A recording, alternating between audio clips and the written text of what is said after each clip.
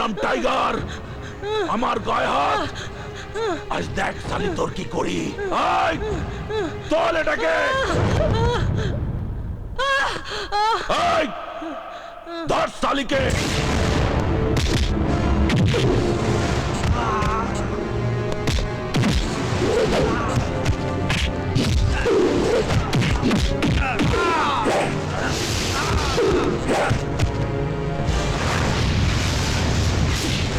এটা আবার কেবে সালা? এই কেবে তুই? হঠাৎ আমাদের কাছে নাক গলানো ইচ্ছে কেন? এই চল ফোট এখান থেকে, নইলে সালা তোকেও গেলাবো। চল চল।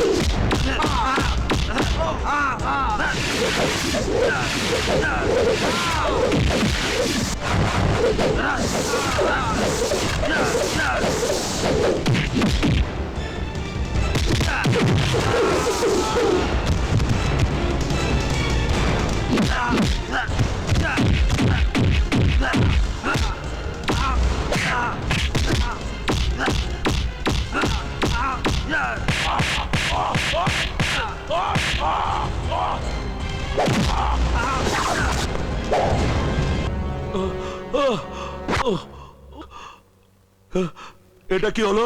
কিছুই হয়নি, তবে হবে অনেক কিছু। রক্তটা পরীক্ষা করে দেখলাম, রক্তদানের শিবির খুলবো তো।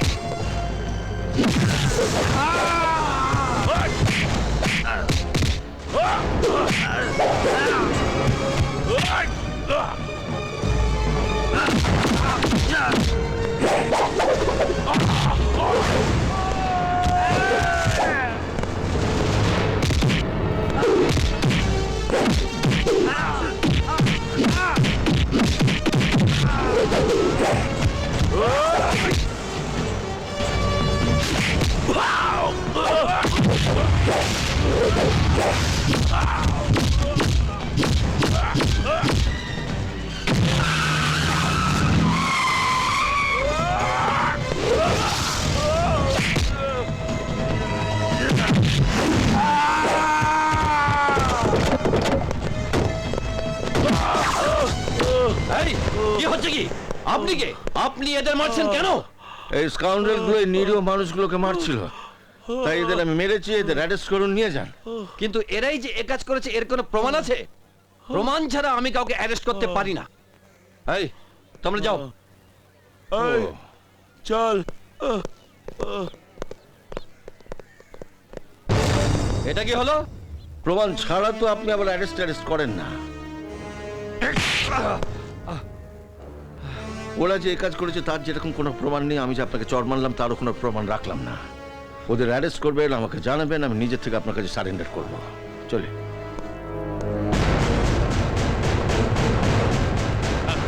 আরে তুই এসেই যে একটা কাণ্ড করলি না। আচ্ছা, তুমি তো ভালো করেই জানো ছেলেবেলা থেকে আমি কোনোদিন অন্যায় করিনি, আবার কেউ অন্যায় করলে তাকে ছাড়িও না। আপনাদের দুই বন্ধুর মধ্যে এত ভাব, তবু পার্থক্য অনেকটাই। আপনি চরমপন্থী আর আপনার বন্ধু নরমপন্থী। নরমপন্থী? আরে দুদিনের জন্য এসে দেখলাম চা বাগানটা একদম উত্তাল। আর বলিস না, শ্রমিকদের সঙ্গে ঝামেলা মিটিয়ে নেওয়ার জন্য আমাদের বাগানে মালিক প্রকাশ বাবুকে কিছুতেই বোঝাতে পারছি না। আঙ্কেল আঙ্কেল তুমি এখানে থাকবে তো? সেরকমই তো ইচ্ছে ছিল, কিন্তু আবার কিন্তু কইয়া থাইমা গেলেন কেন মামা বাবু? বৌদিমণির মুখে যদ্দূর শুনছি যে কলকাতা শহরে একাই থাকেন, বিয়াথা করেন নাই। আইসাই যখন পড়ছেন তখন না হয় কয়দিন থাকলেন। সত্যি রজত বাবু, এই যাবো যাবো করবেন না তো, কয়েকটা দিন থেকেই যান। আপনাদের সমাজ সেবাটা না হয় কদিন পরে গিয়েই আবার শুরু করবেন। দাদা, তোমার ফোন।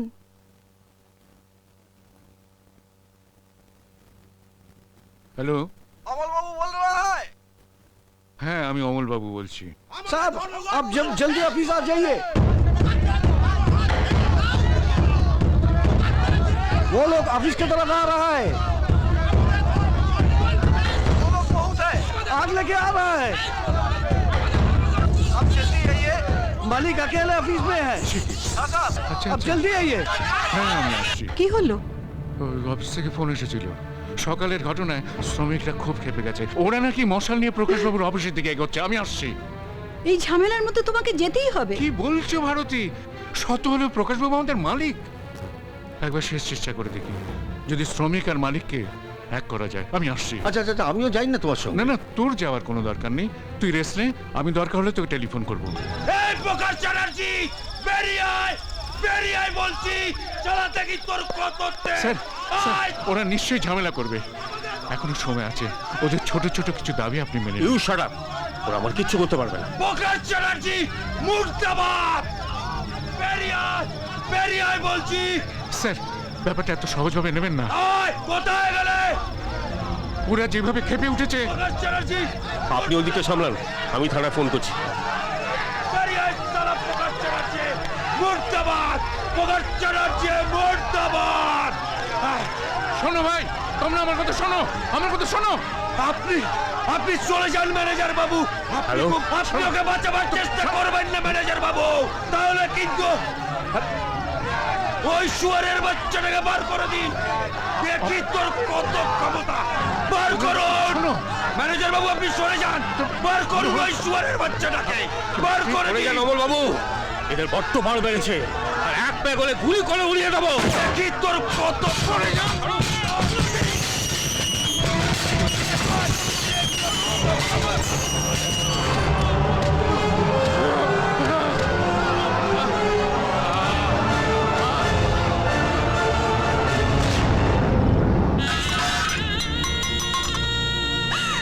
বৌদি, বৌদি তুমি কথা বলছো না কেন?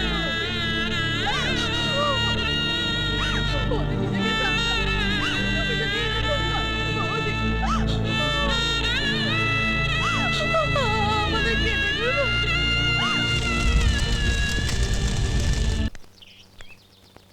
ভেবে আর কি করবে, বাগানের শ্রমিকরা এখন উল্টো ফ্যাসাতে পড়ে গেছে। তাই তো আমরা হাঁপ ছেড়ে বাঁচলাম। সাপও মরল, লাঠিও ভাঙল না।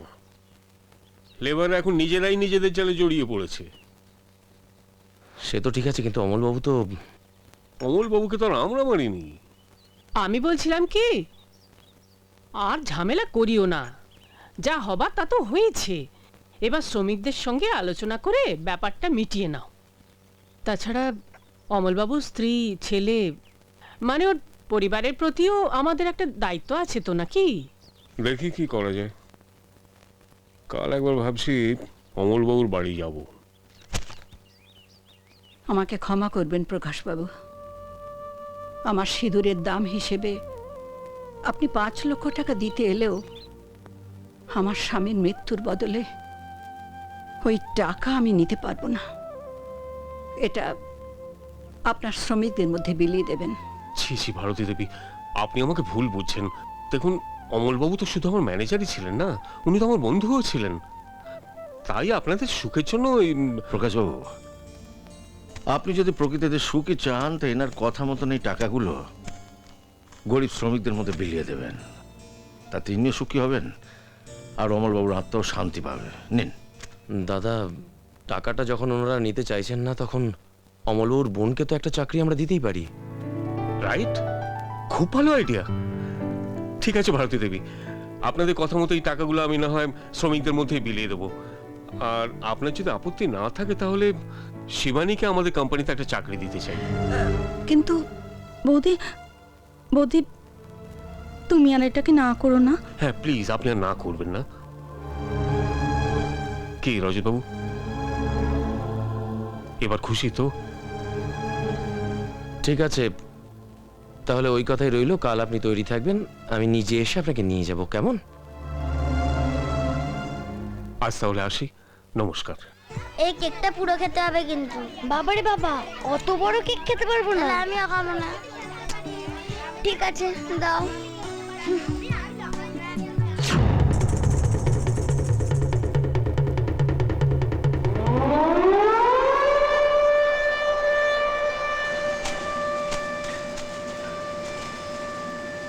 ম্যাডাম, বিকাশবাবু আপনাকে ডাকছেন।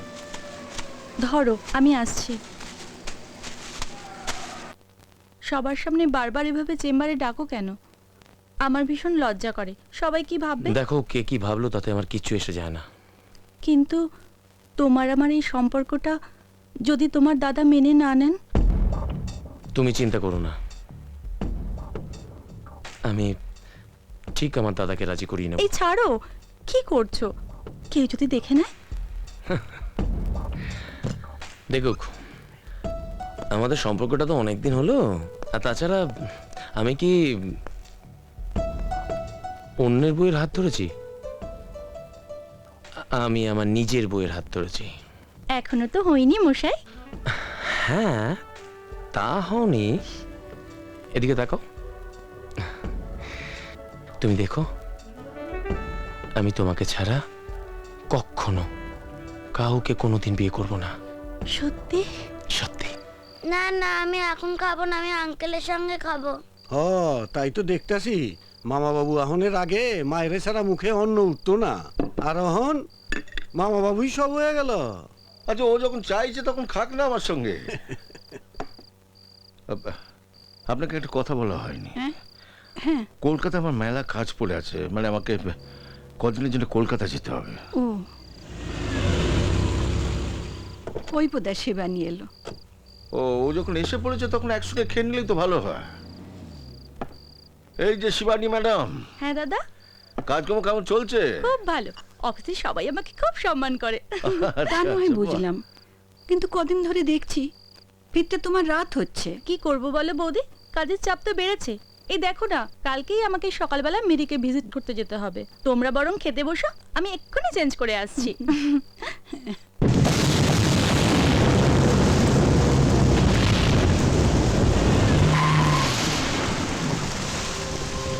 এই বৃষ্টিতে পাহাড়ি রাস্তায় গাড়ি চালানোটা উচিত হবে না। ওখানটা গেলে কেমন হয় বলো তো? চলো ওখানে একটু ওয়েট করি, বৃষ্টি থামলে বেরিয়ে যাবো। ঠিক আছে, চলো ডার্লিং। এই দেখে নেবো কিন্তু।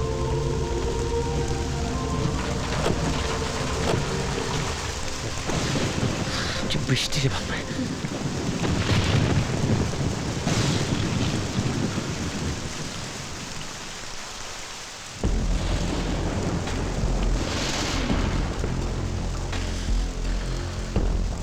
ইস, অনেক দেরি হয়ে গেল। বৌদি নিশ্চয়ই খুব চিন্তা করছে জানো। কি করবো বলো তো, আজকে মিরিকের বাগানটা সার্ভে করতে যাওয়াটা খুব জরুরি ছিল। একটা কথা বলবো? কি? তোমাকে আজকে দারুণ দেখাচ্ছে। যা যা।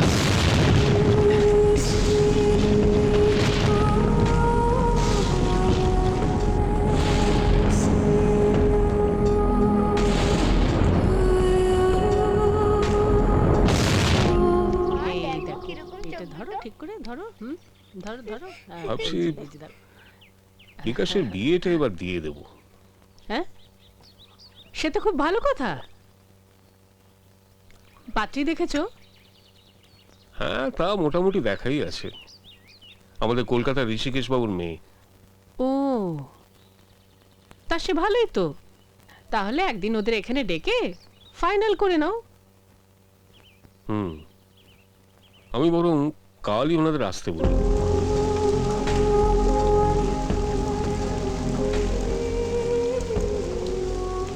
কি হলো? আমার না ভীষণ ভয় করছে জানো। মা, এখানে ভয়ের কি আছে? যদি কিছু আমি হয়ে তো যায়। আছি। শোনো শোনো, দেখো আমি আজকেই তোমার কথা দাদাকে বলবো। কি হলো? উফ, এখনো তুমি এরকম বেজার মুখ করে থাকবে? একটু তো হাসো। নিজের মেয়ে বলে বলছি না, আপনারা দেখবেন ও আপনাদের মন একেবারে ভরিয়ে রাখবে। বাহ, খুব ভালো। তাহলে আমি বলছিলাম কি, সামনের মাসে 2 তারিখটা খুব শুভ দিন। ওই দিনই তাহলে 4 রাত এক করে দেওয়া যাক। 2 তারিখ? মাঝে মাত্র কটা দিন, এত তাড়াতাড়ি কি? আরে শুভ কাজে কি দেরি করতে আছে? কথায় বলে শুভস্য শীঘ্রম। হ্যাঁ, কিন্তু বিকাশের একটা মতামত তো নেওয়া উচিত। দেখো, বিকাশ কোনোদিনই আমার কথার অবাধ্য হয়নি, আর হবে না। কাকু কাকু কাকু, দেখো তবু কারা এসেছে। বড় হয়েছে, নিজস্ব মতামত তো একটা আছে। আরে, এই তো ওই এসে তো গেছে এসে গেছে। এ কি আপনারা নিন, মিষ্টি নিন। হ্যাঁ, নিশ্চয়ই নিশ্চয়ই।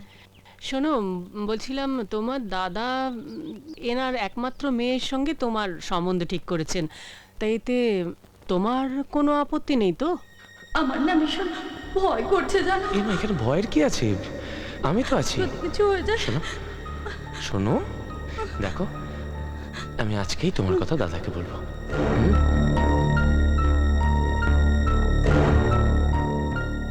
কি রে,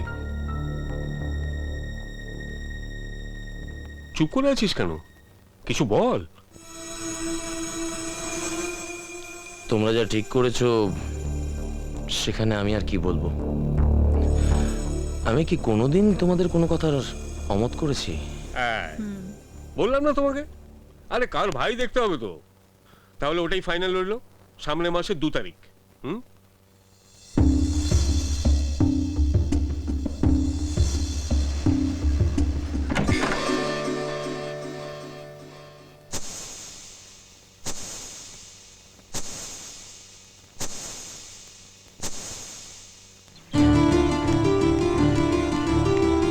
দাঁড়াও বিকাশ, দাঁড়াও।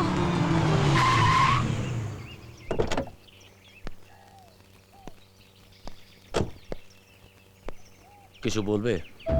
কয়েকদিন ধরে দেখছি তুমি আমাকে এড়িয়ে চলছো, কি ব্যাপার বলো তো? কই কিছু না তো। প্লিজ বিকাশ, আমাকে কিছু লুকিও না। সবাই আমাদের ব্যাপারটা জেনে গেছে, 5 জনে 5 কথা বলছে। আজ অফিসে গিয়ে জানলাম তোমার নাকি বিয়ে ঠিক হয়ে গেছে। তাই তোমাকে না পেয়ে। প্লিজ শিবানী, এসব কথা বলার সময় এখন নয়। তার মানে?